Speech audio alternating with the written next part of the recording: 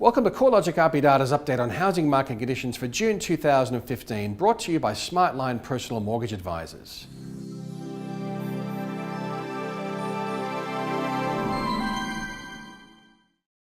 Last month we saw the rate of capital gains take a breather, with dwelling values down 0.9% according to the CoreLogic RP Data Hedonic Index. Despite the month-on-month fall, the housing market trend remains very strong in Sydney and Melbourne, while most other cities are experiencing more modest conditions. The weak monthly result can be attributed to several factors. Firstly, the capital gain result for apartments was substantially lower than what was recorded for houses. Unit values were down 2.3% over the month across the combined capitals, compared with a 0.7% fall in house values.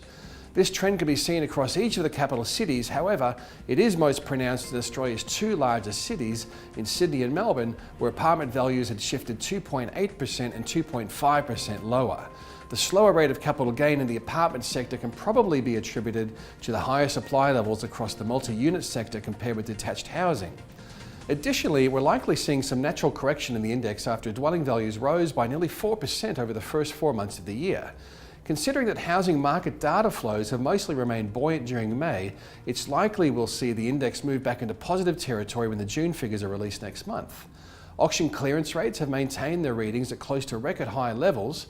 Advertised property listings remain lower than a year ago, and homes continue to sell rapidly in Sydney and Melbourne. Once again, the strong data flows relate mainly to the Sydney and Melbourne markets, while most other capital cities are generally showing softer indicators.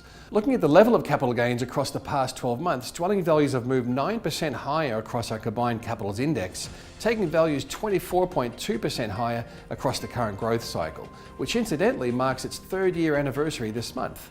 The headline growth figures sound very high. However, the growth in dwelling values over the past year ranges from a 15% gain in Sydney all the way through to a 2% fall in Darwin dwelling values. In fact, outside of Sydney and Melbourne, the next best performing capital city over the past year has been Adelaide, where values are 3.4% higher. Moving on to rental markets, the rate of growth in weekly rents has fallen to its lowest annual rate on record at 1.5% growth over the past 12 months. Hobart's recording the fastest increases in weekly rents at 3.5% per annum, while rents have fallen in Darwin, Perth and also in Canberra over the past year.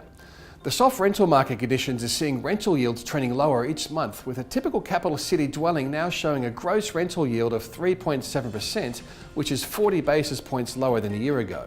The lowest rental yields can be found in Melbourne at 3.3% and Sydney at 3.6% gross, while Darwin and Hobart are showing the highest yields at 5.6% and 5.4% respectively. Let's have a look at the housing market conditions across each of the capital cities. Like most capital cities, Sydney values were down over the month, falling by 0.7%, but remaining 6.2% higher over the first 5 months of the year.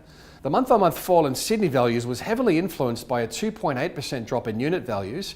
In fact, the Sydney unit market has seen values rise by just 1.1% over the year to date, compared with a 7.3% rise in house values. The growth trend remains very strong though, with Sydney values 15% higher over the past 12 months. One of the key factors driving the Sydney housing market is the shortage of advertised properties. Compared with a year ago, Sydney is showing 25% fewer property listings, and new listings being added to the market are 14% lower. The lack of choice for buyers means little in the way of negotiating, and homes are selling in less than 30 days on average as buyers compete for the small pool of available stock. Melbourne's housing market is seeing a much different level of capital gain between houses and units. Values slipped lower over the month across both product types. However, over the past 12 months, Melbourne house values are 9.8% higher, compared with a 2.9% rise in unit values. The slower rate of growth in the apartment space is likely due to the high level of new apartment supply entering the inner city precincts of Melbourne.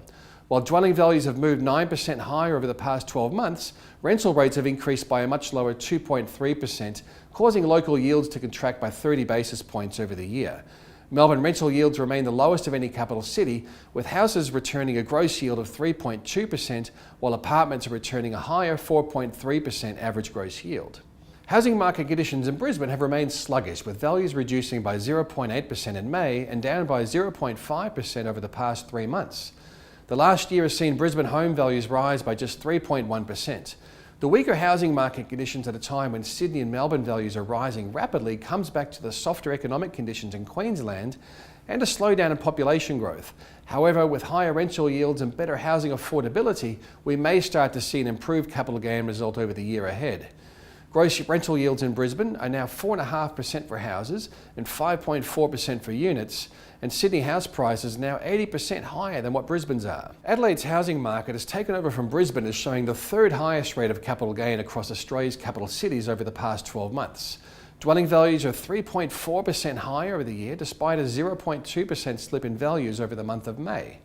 The gains are almost entirely due to growth in the detached housing space, with Adelaide house values up 3.5% over the past year, compared with a 1.8% rise in unit values. Rents aren't showing a great deal of growth either, with weekly rents rising 0.4% over the past year. However, gross rental yields remain above the capital city average at 4.2% for houses and 4.9% for units gross.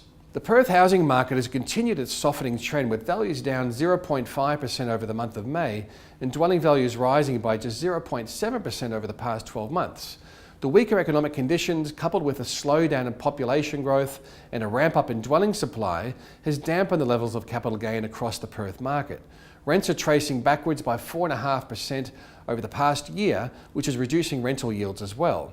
In a further sign of falling demand, year-on-year transaction volumes across Perth are now 11.8% lower. The recovery that was taking shape across the Hobart housing market through most of 2014 has lost some of its steam, with dwelling values down 0.9% over the past 3 months and 1% lower over the past year. Importantly, while values have once again slumped across Australia's most affordable capital city, rents are now rising at the fastest pace of any capital at 3.5% per annum. The rise in rents and the slight fall in dwelling values means that Hobart yields are tracking higher and are now the second highest of any capital city after Darwin, with Hobart houses recording a 5.4% gross yield on average and units returning a 5.7% gross yield. Dwelling values in Darwin showed a surprising rise in May, with local values up 0.6% over the month. However, in trend terms, the Darwin market is rapidly losing steam and is now the weakest performing capital city over the past 12 months, with values down 2%. The correction in values has been most apparent in the apartment sector, where values are down a larger 4% over the past 12 months. As values fall, so too are rental rates, with a typical Darwin rental now 5.5% cheaper over the past year. The Canberra housing market saw dwelling values move higher in May, recording a 1.4% rise over the month.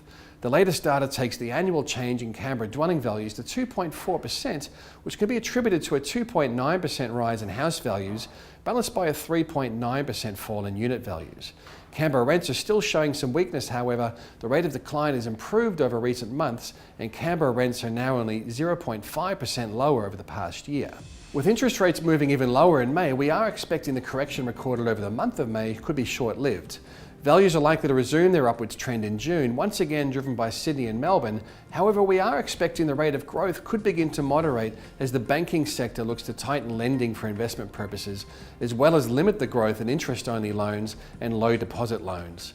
With investors now comprising more than half of all new mortgage originations, a tougher lending environment for this segment of the market could dampen demand enough to ease the level of capital gains. Tightening investment lending will impact Sydney more than other markets, with investors now comprising 60% of all new mortgages across the New South Wales market. Other constraints on buyer demand are housing affordability and the low rental yields on offer across the most active housing markets. Sydney's median house price is now $880,000, while the typical house in Melbourne costs a more reasonable but still high $620,000. The high prices are likely to act as another barrier to entry for many buyers. With rental yields for houses now in the low 3% on a gross basis in Sydney and Melbourne, prospective investors might start considering other asset classes or housing markets where rental yields are substantially higher. Thanks for viewing our latest update on housing market conditions across Australia. Of course, you can always find fresh and interesting research on the local housing market at our website and research blog located at www.corelogic.com.au.